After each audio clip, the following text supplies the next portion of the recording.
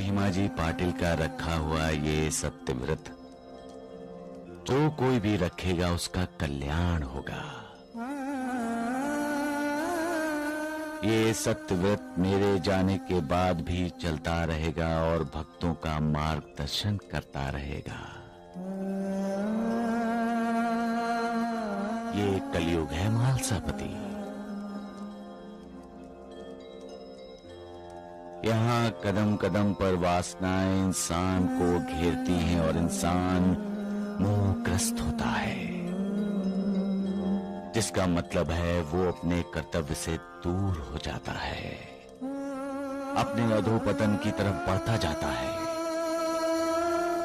उससे बचने का साधन ये सत्यव्रत है जो लोगों को दुखों से, चिंताओं से मुक्ति दिलाएगा।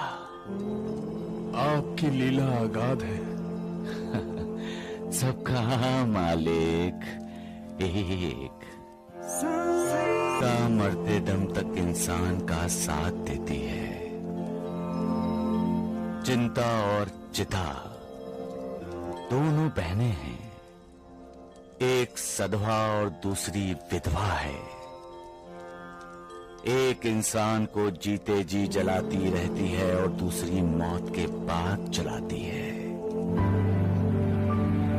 सच को परखना कोई मामूली बात नहीं है। जो हमेशा झूठ का सहारा लेता है, झूठ बोलता है, झूठ की राह पर चलता है, वो इंसान सच को कैसे पहचान सकता है? ऐसे इंसान के सामने सच आ भी जाए तब भी वो सच को सच मानने के लिए तैयार नहीं होता। उसे सच भी झूठ लगता है। सच एक शक्ति है, एक अग्नि है, मालिक का तेज है, ओज है। सच की राह पर चलना एक कठोर तपस्या है। जो लोग ऐसी तपस्या करते हैं वो ही सच को स्वीकार कर सकते हैं। एक बार जो सच को जान लेता है, उसकी महिमा का अनुभव कर लेता है, वो फिर झूठ का साथ कभी नहीं देता, क्योंकि वो जान जाता है कि सच का साथ देने का मतलब है मन की शांति, सुख, चैन का अनुभव करना। सबका मालिक एक। मालिक को ना मानने का मतलब है मालिक को चुनौती देना, मालिक से ईर्ष्या करना। अंधेरा तब तक रौब दिखाता है जब तक दिया जलकर रोशनी नहीं फैलाता। झूठ तब तक लोगों को गुमराह करता है जब तक सच सामने नहीं आता। झूठ, अंधेरा, ढोंग, पाखंड, इनकी अपनी एक मर्यादा है, और जब मर्यादा लांघने की कोशिश होती है तब झूठ का पर्दाफाश होता है, अंधेरे का विनाश होता है, ढोंग और पाखंड की पोल खुल जाती है और असलियत सामने आ जाती है सबके। इसलिए हमेशा सत्य बोलो, सच के रास्ते पर चलो, सत्य की पूजा करो, तुम्हारा कल्याण होगा। का मालिक एक है और मालिक सबको खुश रखना चाहता है।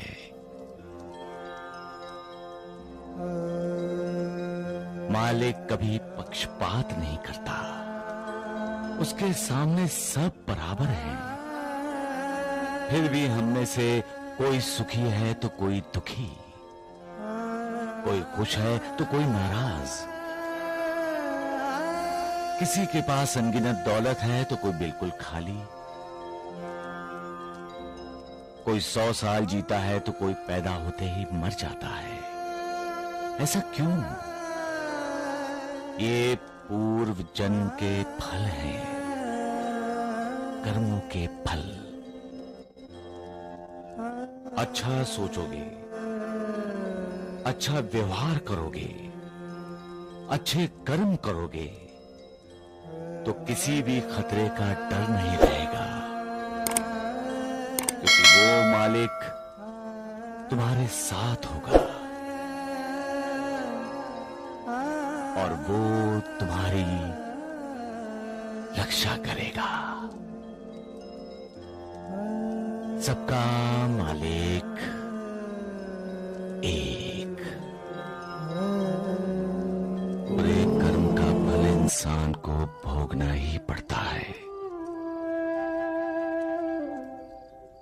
फल भोगने के बाद ही इंसान अपनी नई जिंदगी की शुरुआत नए सिरे से कर सकता है। वो बुद्धिमान है जो बुरे कर्म का बुरा नतीजा जानकर बुरे काम नहीं करता। साईनाथ, आपके भक्तों को ऐसे कर्मफल से मुक्ति मिलती है? कैसे मिल सकती है मुक्ति महालसापति?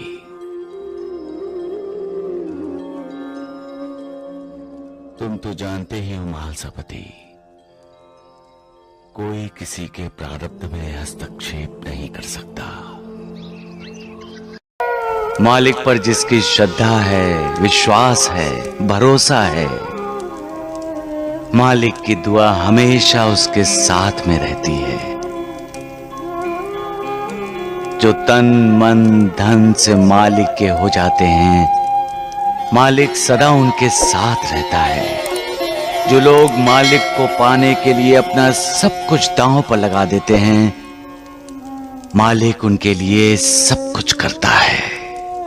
वो कभी अपने भक्तों को मझधार में नहीं छोड़ता। ये सच है कि मालिक को पाना इतना आसान नहीं है। उसे पाने के लिए बहुत सी कठिनाइयों का सामना करना पड़ता है, बहुत सी कसौटियों पर खरा उतरना पड़ता है, कड़ी तपस्या करनी पड़ती है।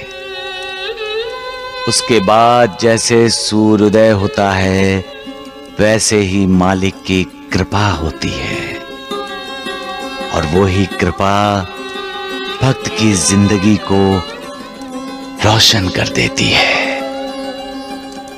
सबका मालिक एक। जो मुझे याद करता है उसे मैं कभी नहीं भूलता, हमेशा उसकी सहायता करता हूं, चाहे वो मुझसे कोसों दूर ही क्यों ना हो। मैं किसी भी रूप में अपने भक्तों के पास पहुंच जाता हूं। सद्गुरु के बिना कोई अपनी मंजिल हासिल नहीं कर सकता, क्योंकि सद्गुरु मार्गदर्शक है। ऐसा मार्गदर्शक जो अपने शिष्यों को मुक्ति का मार्ग दिखाता है। मेरे भक्त जब मुझसे मार्गदर्शन की उम्मीद करते हैं तो मैं उनका मार्गदर्शक बन जाता हूं। सबका मालिक।